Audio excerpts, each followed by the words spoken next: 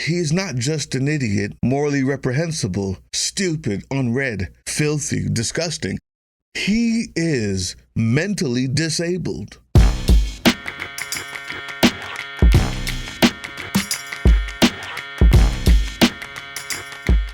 What's up, YouTube? Drill Sergeant here. And I think I'm beginning to understand why Donald Trump is still attracted to 13 and 14.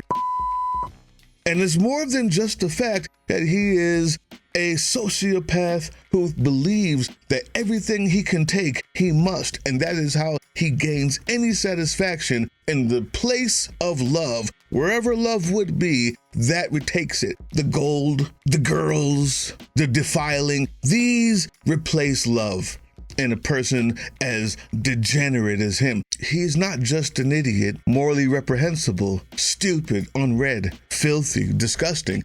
He is mentally disabled. Yeah, he has been mentally disabled by his father who never loved him. And so at the age where he could really convince himself that his father actually loved him and lie to himself and believe it was right around 11 or 12. That's why he still finds 11 or 12 attractive.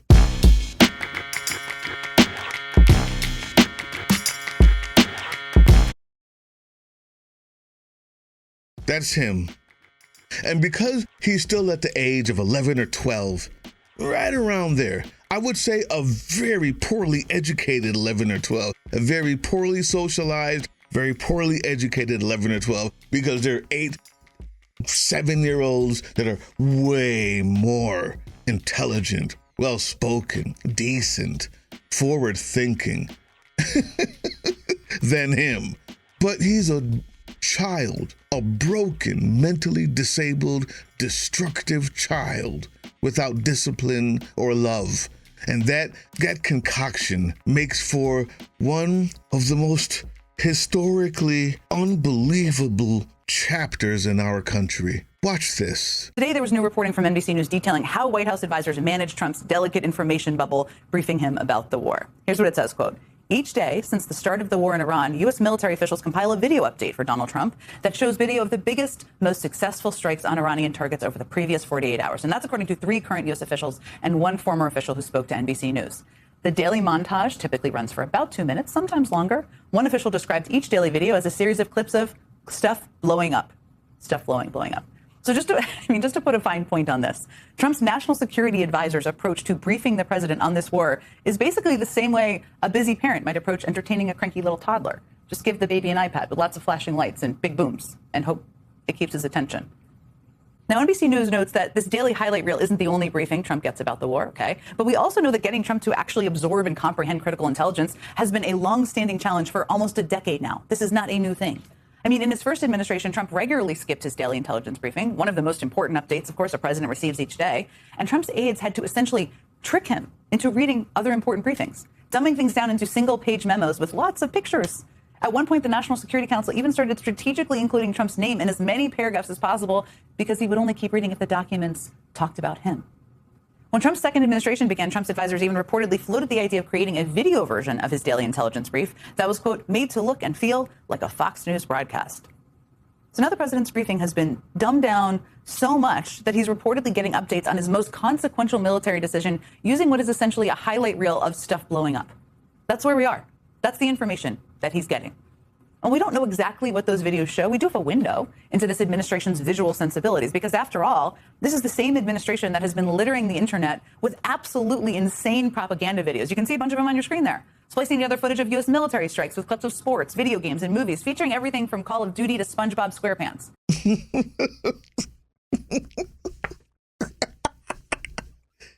It's not funny. If you don't laugh, you'll cry, though. Does anybody know anyone like this? I mean, really, comment down there. Does anyone know anyone like this? Do you guys know somebody like this? I know one. I know 2. And the only thing they can think about is what they can blow up. Video games still. You see, those guys aren't really rich, so they don't get the types of leeway. They don't get the type of enabling behavior from others that he gets. But all that's done is turn him into an even worse 12-year-old, a regression, if you will. He's a baby. He's also old, and so part of that is just natural, but we saw it before. He's always been disgusting. Unfortunately, as funny as that is to those of us who see these idiots out here acting like children, who know that person personally, you know that guy, that dummy who's stuck at his baseball career in high school, or stuck at the goal that he kicked when he was 12. Or stuck with still playing video games, imagining himself to be a hero that he can never really be. This guy is actually the president, and that leads to this. Russia ain't hiding the fact that it has been sending drones to Iran along with satellite imagery, targeting data, and intelligence support that has been crippling to the United States. And Vladimir Putin and Lavrov and Yushakov and Dmitriev, the crew that keeps on meeting with Witkoff and Kushner, who keep getting more concessions out of the United States, they're out there bragging and boasting that the United States military bases throughout the Middle East have been obliterated. You want to use the word obliterated, Donald? New York Times is reporting how Iran just wrecked all of America's Gulf bases. Kuwait gutted with collapsed roofs and smashed radar. 17 U.S. sites have been hit in the Middle East region, $800 million or more in damage in weeks. Our troops have basically abandoned all of the American military bases in the Middle East. May I repeat that? Our troops have abandoned basically all of the military bases in the Middle East, and now they are working remotely from hotels while Iran is utilizing a spy network to try to find which hotels U.S. troops are at to target those hotels. Just take a look at this New York Times article, though, about how successful Russia has been at transferring this data to Iran to target these American bases while Donald Trump continues to be a Putin bootlicker publicly. Now, the New York Times doesn't say, oh, well, Russia gave these coordinates. Just put together the Financial Times story about Russia just announcing that it's doing this and the New York Times story, and it's obvious what is taking place right here. Just take a look right here at what the New York Times article says. Many of the 13 military bases in the region used by American troops are all but uninhabitable. Iran has bombed U.S. bases across the Middle East in retaliation for the U.S.-Israeli war, forcing many American troops to relocate to hotels and office spaces throughout the region, according to military personnel and American officials. By the way, this is leaking out because our commanders, our military leaders in the Middle East are trying to send messages back home for us to hear them. What a freaking disaster this war is. We hear you. We know the message you're trying to send. That's why we're making a video about it right here to educate the people how Donald Trump has thrown you all under the bus and now you're all in hiding in hotels. Should be a pretty big story, right? And all our military bases are abandoned right now and our soldiers and troops are hiding in hotels. So now much of the land-based military is in essence fighting the war while working remotely, with the exception of fighter pilots and crews operating and maintaining war plans and conducting strikes. Iran's Islamic Revolutionary Guard Corps has urged people to report these new locations as it hunts for the dispersed troops. U.S. military officials say that the threat is not stopping the Pentagon from carrying out the war against Iran, which is in its fourth week. Many of the 13 military bases in the region used by American troops are all but uninhabitable, with the ones in Kuwait, which is next door to Iran, suffering perhaps the most damage. 6 U.S. service members were killed in a strike on Port Shuaba that destroyed an Army Tactical Operations Center. Iranian drones and missiles also targeted the Ali al-Salam airbase, damaging aircraft structure and injuring personnel at Camp Buring, damaging maintenance and fuel facilities. In Qatar, Iran struck the Al Udeid airbase, the regional air headquarters of U.S. Central Command, damaging an early warning radar system. In Bahrain, a one-way Iranian attack drone struck communications equipment at the headquarters of the U.S. Fifth Fleet. At Prince Sultan Air Base in Saudi Arabia, Iranian missiles and drones damaged communications equipment and several refueling tankers. And folks, this data, these strike targets, these resources are coming from Russia. By the way, you know who was saying it? The foreign minister of Iran 3 weeks ago, Aragchi. He was asked, remember I showed you the clip? Who was helping you? China and Russia. You sure? Yes. What are they doing? Militarily, economically, politically. The guy said it out loud. Well, I appreciate that the Financial Times is reporting about it now, but he said it 3 weeks ago. That's what I was talking about. Now, it's not really funny anymore. It's not really funny anymore. This sociopath, this animal is, beyond repair. He's old.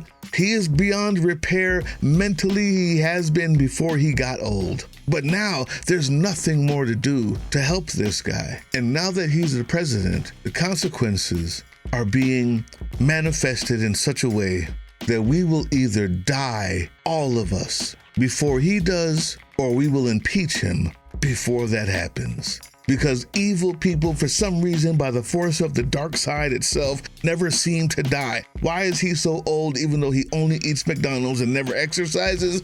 Because he is hoisted up by the dark side itself. I don't understand why his eyes aren't yellow.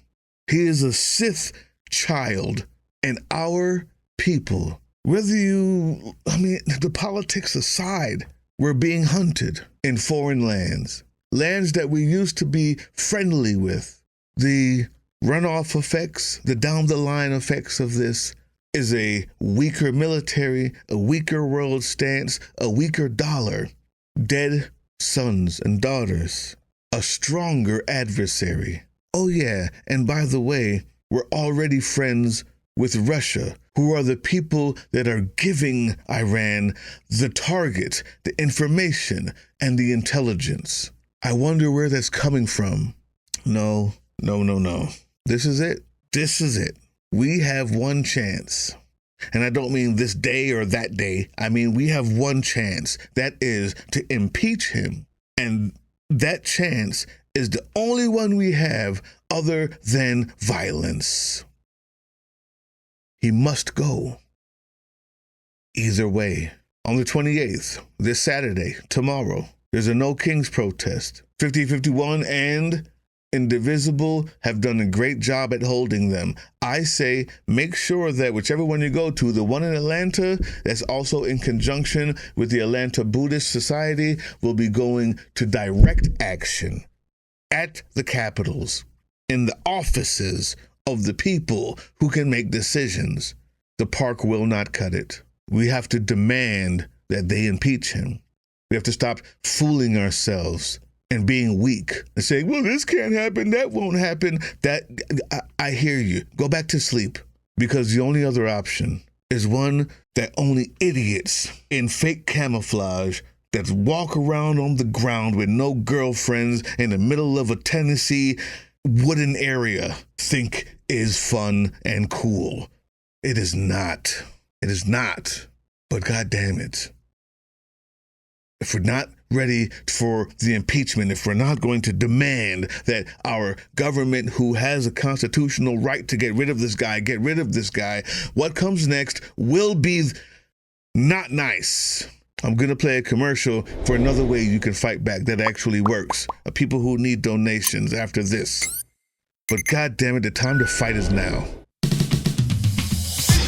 Also, direct action means maybe you need to be throwing some dildos. I didn't say throwing, I'm sorry. Holding, playing. The dildo distribution people. Yeah.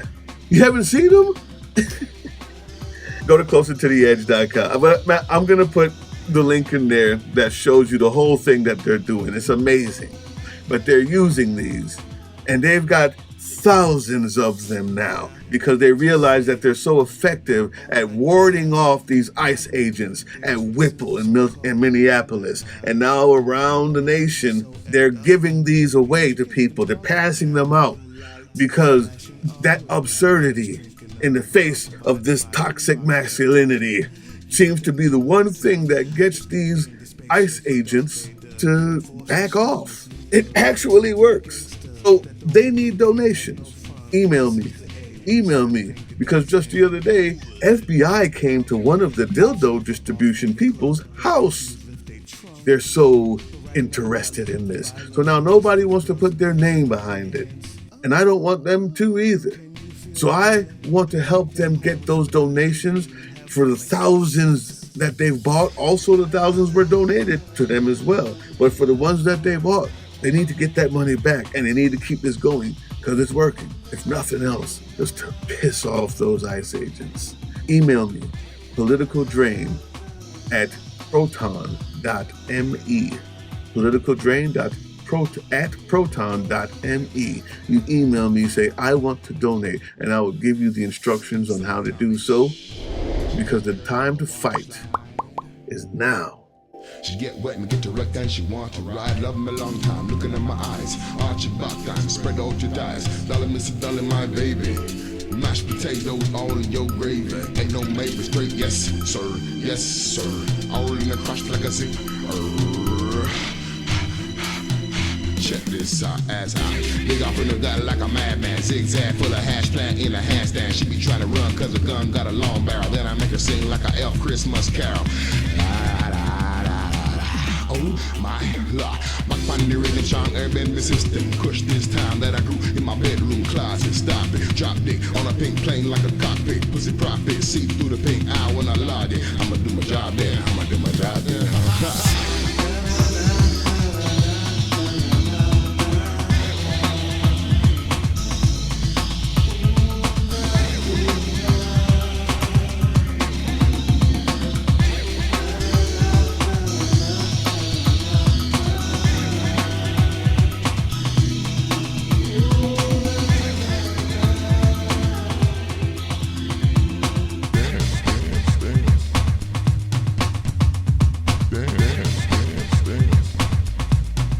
Damn.